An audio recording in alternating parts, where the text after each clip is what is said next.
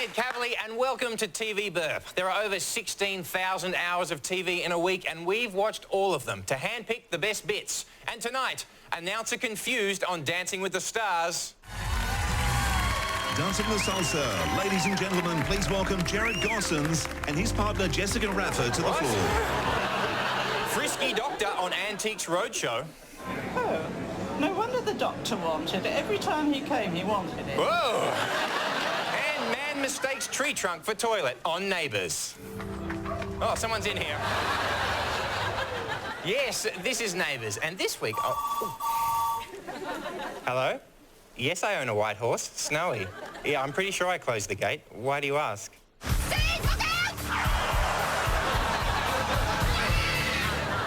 Whoops. Yes, this week on Neighbours, it was all about that terrible car accident when a white horse incredibly leapt over a locked gate and ran onto the road. The crash left Steve in a seriously bad way and Bridget in a seriously bad dream sequence.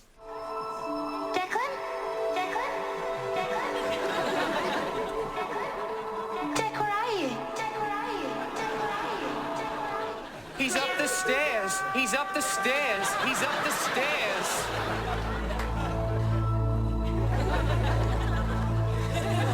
Yeah, I don't know about these dream sequences. Not even Susan and Toadie were buying it. I can't believe I'm laughing at this rubbish. I can't believe we rewinded. We can watch it again. Again, please. This dream sequence is turning into a nightmare. Even the clock was hoping it would hurry up and finish. Yeah. And then, like all good soap opera dream sequences, it ended with Bridget heading towards the light.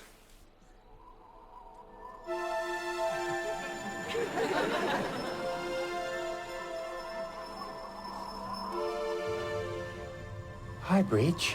You must be hungry. I've made you this. Would you like some sauce? Oops. Oh! I hope they have some of that nappy sand in heaven.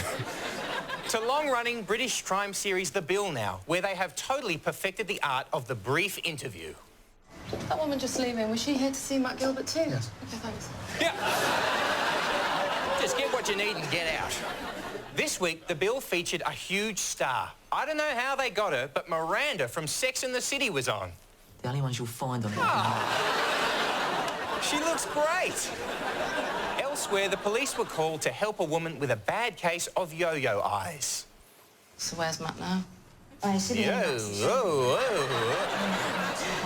Speaking of eyes, I spy with my little eye something beginning with C.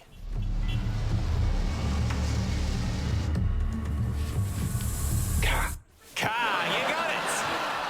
Yes, this was Sea Patrol, and normally it's a very dramatic show, chasing down illegal fishing boats and chasing down illegal fishing boats. With all that action, it's no surprise they just want to have a little bit of time out, just to have a bit of fun. And I Spy wasn't the only game on the Hammersley this week. The crew had a great old time playing Twister in the ship's nightclub.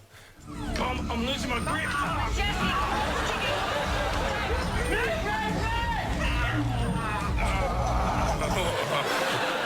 Guys, get a cabin.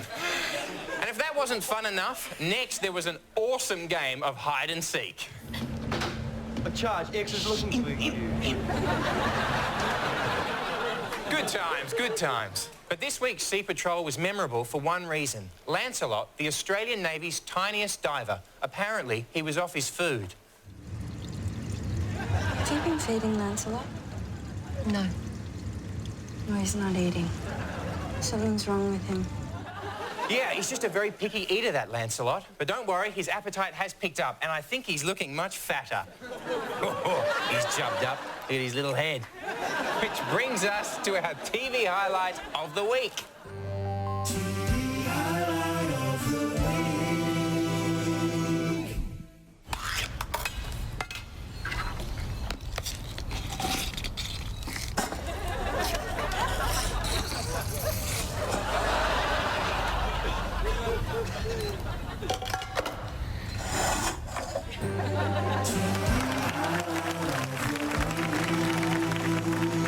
We'll see you after the break.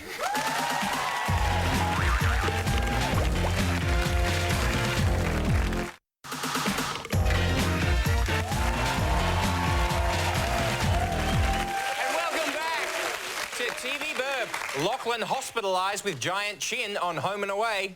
It's not knowing that's the hardest part. If I knew what I was doing. Declan suffers from furball on Neighbours.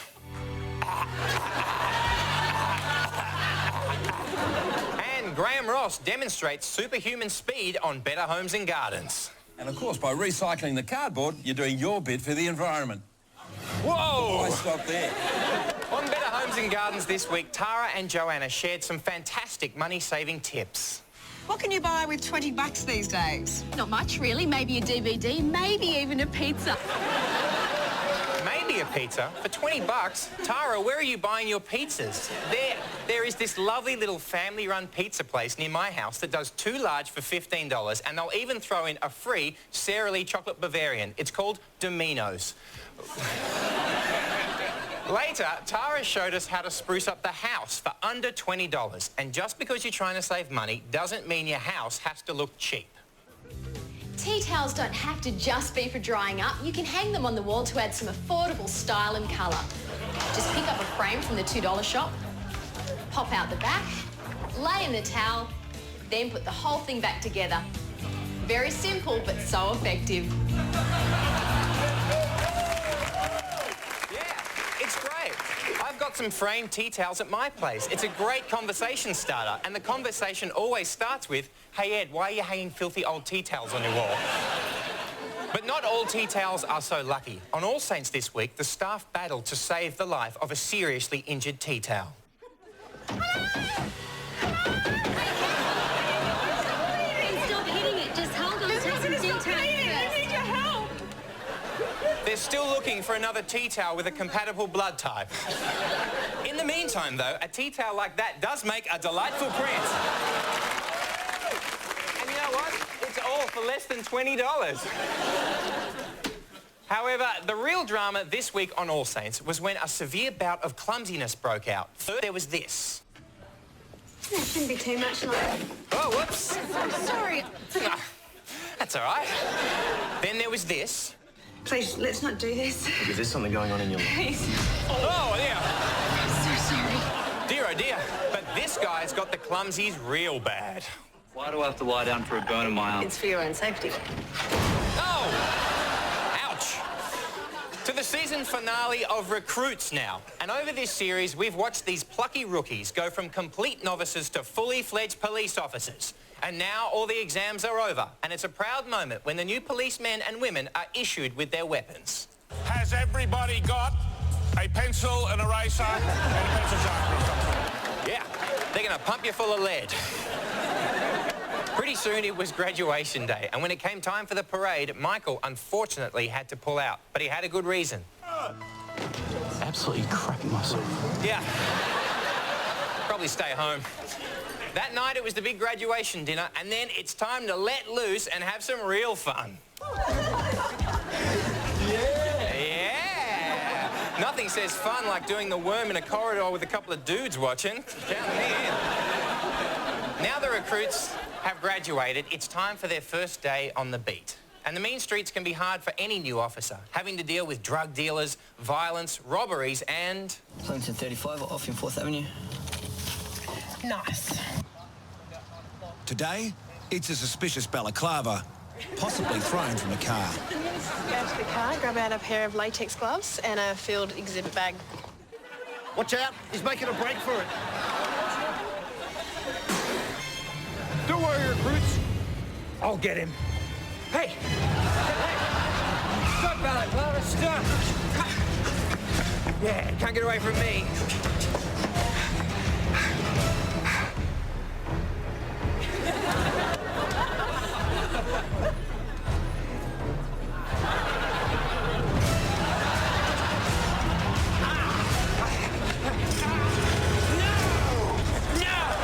I'll get you next time, balaclava. On Home and Away this week, everyone was worried about troubled teen Trey Palmer. It all started at the Summer Bay Film Festival when Trey showed a home video of himself and Nicole being intimate. The whole town was shocked and no one at school was buying his apology. Right, that's enough. Settle down. I'm sorry. I mean it. Stop, Palmer. I'm sorry. I mean it.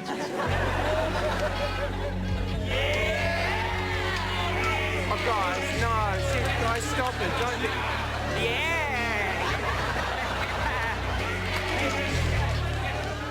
Trey, lighten up. We're only kidding. But Trey didn't lighten up. He decided the school camping trip was the place to get back at everyone. You know about explosives. So you know how landmines work. If you take one step off that rig, boom. There's a bomb on the bus. I wonder where he got that incredibly original idea. But how do you make a bomb? Yep, a rock and a paint can. That'll do it. Now, the job of defusing this bomb fell to Martha and Hugo. Well, there's 4 pipes taped together, and there's wires leading from the pipes into the plate and then into a clock. Okay, and a flashing red light. There's a lot of confusion about what to do. Now, come on, Hugo, just get on with it. Hang on. What if my instinct to go against my instincts is the wrong instinct? Oh. Yeah, exactly. And what if my instinct to switch channels is the right one? Come on, guys, let's get into it. Even the bomb is telling you how to defuse it. I want you to cut the wires that connect the pipes. Now, guys, please, you're running out of time. It's going to blow.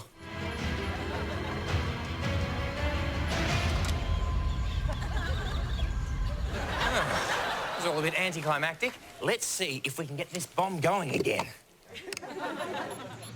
Let's put it in secondary. No. Throw it. Yeah! Much better. The bomb's gone off. Now, what's Trey's getaway plan?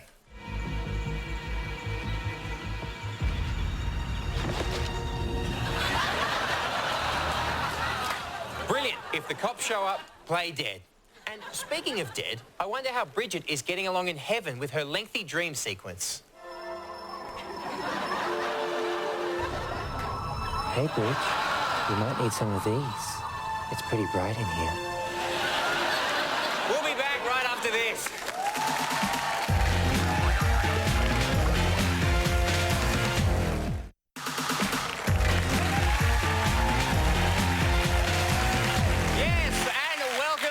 To TV Burp, blow-up doll lowers standards on Rock of Love. Host unaware his leg is on fire on Voyages of Discovery. Magellan had lost the hearts and minds of sailors. And super observant sailor on Sea Patrol.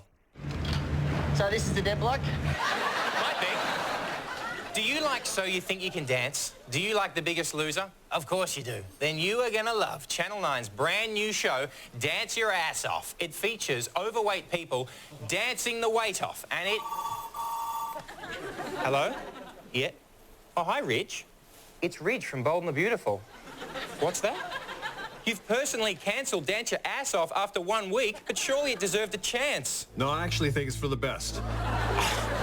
Well, is it just postponed? Not postponed, cancelled. Permanently. Ah. Thanks, Ridge. I just hate to think that people have lost interest in quality television. Still, we've all got some wonderful memories, don't we? There she is. Hey, it's that guy. The dragging. Who could forget the dragging? Yay! They are. Junk in the trunk. That's my girl. Hey, it's Kyle. No, it's not Kyle. Eating and dancing. Oh, well. Dance your ass off. Gone too soon. On to Channel 10's Merlin now. And fans of the show will know that the young wizard Merlin is best mates with Arthur, a charming and brave knight who's so keen on the ladies he can barely keep it in his pants. Luckily, Merlin is on hand with some contraceptive advice. Merlin, you know that conversation we had about knocking? You have to pull out. I just want you to remember that that's not foolproof. I wouldn't be here if it was. The reality TV just keeps on coming, with Jules Lund hosting a brand new reality show called Australia's Perfect Couple. I wonder what it's all about. What do you think makes a great partnership? I don't know. Who would you say is Australia's perfect couple? You could just tell me, Jules. I'll say one thing for Australia's perfect couple. It's innovative telly. Did you know it's the world's first English language show to use English language subtitles? It's tempting. It is tempting. I don't know, I think... How badly do you want immunity? Oh, thank God for those subtitles. I couldn't understand a word they were saying. But there were other spots on the show where I thought the subtitles could have come in handy. Really? No, don't worry. We can translate Nicole speak. Really? We all miss it, Nicole. I did find the banners with the contestant information very informative, though. A perfect couple is a happy couple. Oh, and they don't... virgins. I have to win, or Oh, they met when they were 12 years old. Okay, that's interesting. I've been kissing her for the last 10 Oh, they've been years. kissing. Oh, that's cute. Yeah, you see, that sort of stuff is really interesting. Finding out about a couple's history. I don't know why they don't do it on more shows. We'll never be apart. Ever. He's plotting to kill the king. He's made an ally of Morgana. Their world is a grand, simple one of cool winds. Which brings us to our TV expert of the week.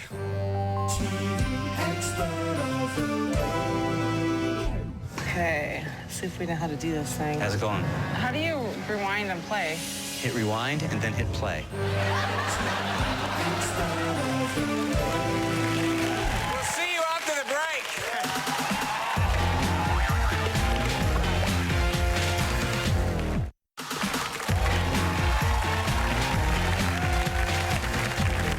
Welcome back to TV Burp. Now to Time Team, the ABC series about British archaeologists looking for old stuff in the middle of nowhere. And it's amazing how they can tell what something is just by looking at it. Oh, yeah. I think you got a kitchen. Yeah. Yeah, a kitchen, of course. Anyone can see it's a kitchen. On this week's Time Team, host Tony Robinson met a guy whose job was catching live eels. Looking for eels all day, you work up an appetite. And with MasterChef finished, Time Team is the go-to show for delicious recipes like this old English favourite. What you do is, the thing with a dead cat is they smell like no other animal. And what you do is you bury it in the garden for a few days until the neighbours start moaning. And then you know it's time to put it out. And what you do is you put it through an old-fashioned blender.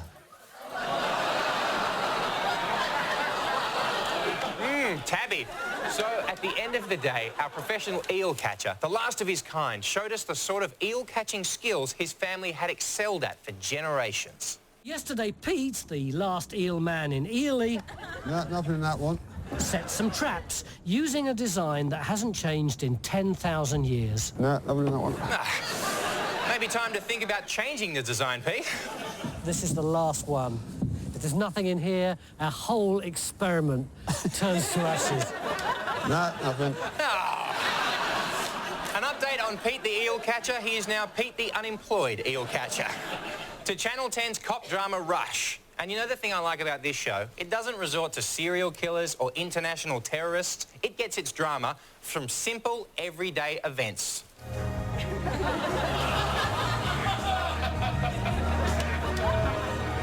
It's just an ordinary girl doing a half-nude bunny dance on top of a skyscraper. And you'll never guess what happened next. Ah! She fell. No way. Not to worry. Officer Shannon Henry from Rush is trained to deal with this kind of thing. She'll know what to say. Keep your eyes on me. No, don't look down. Michael! Keep doing what you're doing. Yeah, keep doing what you're doing. Just keep screaming and being nude outside a 13-story building. You'll be fine. Clearly, this sort of police work is high stress, so it's no surprise that when they get frustrated, the language can get pretty extreme. Tit bum damn it, cock it! Yeah, ooh. Tit bum damn it, cock it. It's a real Gordon Ramsay. Have you ever thought about what it takes to succeed on Millionaire Hot Seat? The answer is a good general knowledge and a fireproof chin. Is locked in. Food court is correct. Is locked in. You know the drill. On Millionaire, Eddie always introduces the contestants at the start of the show with an amusing fact or funny story from their life. Seat number 2, Melanie Sullivan was lucky not to be crushed by a bridge in the Kobe earthquake. right. When I watch Millionaire, I always barrack for the contestant who makes the best impression in those opening few seconds. Gary Gersbeck is taught at high school by Cheryl Curnow. In seat 5, Karen Adams worked for the New South Wales Attorney General Jeff Shaw and ex-Premier Bob Carr. Nah. Adrian Camilleri won a sausage roll eating competition. Yeah, that's my guy, Adrian Camilleri, sausage roll eating champion, eyebrow move. I love him. The audience loved him, and as for Eddie... Yes. Lock it in. Did you go for Dampier because you could eat it? I believe that's damper, Eddie. You're supposed to know these. Close, mate. Yeah, well, mate, you're supposed to know the answer to this too, smart aleck, and you don't. So see you, pal. James Cook. Okay, little tip. When Eddie calls you pal, you're not his pal. Still, I'm sure Adrian's over it. And in the spirit of reconciliation, he's here to prove it. To take us out tonight, ladies and gentlemen, Millionaire Hot Seats, Adrian Camilleri with Why Can't We Be Friends? Why can't we be friends? Why can't we be friends? Why can't we be friends? Why can't we be friends? I see you walking down in Chinatown. I wanna call you, but you cannot look.